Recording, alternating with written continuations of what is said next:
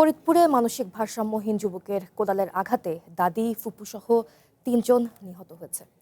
রাতে ফরিদপুর সদরের আজগর মোল্লা এলাকায় এ ঘটনা ঘটে। স্থানীয়রা জানান, স্থানীয় বাসিন্দা হারুন মোল্লার মানসিক ভারসাম্যহীন ছেলে আকাশ হঠাৎ করে তার পরিবারের লোকজনের ওপর কোদাল নিয়ে হামলা চালায়। এতে ঘটনাস্থলেই তার দাদি ফুফু আমেনা বেগম ও প্রতিবেশী কাবুল নিহত হন। এই ঘটনায় রিয়াজ মোল্লা নামের এক ব্যক্তি গুরুতর আহত হন।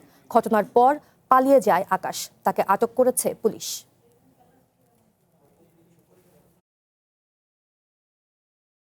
কাবুল চৌধুরীকে ওই যে ধারালো কোদাল দিয়ে কোদাল দিয়ে আঘাত করে মাথায়, সকল ভিক্টিমের মাথায় আঘাত, মাথায় কোপাইছে, তাকেও কোপায় নিহত করে।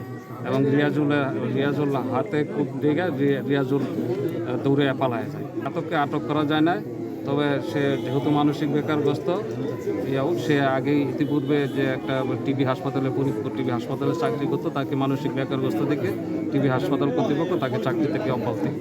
আসলে পারিবারিক একটি ব্রেন শর্ট ছিল, আমরা আগে দিয়ে জানতাম, এই মাঝে মাঝে এরকম করতো। তাই এইবার যে এত বড় ধরনের ঘটনা ঘটবে আমরা তো কেউ কল্পনাও করে।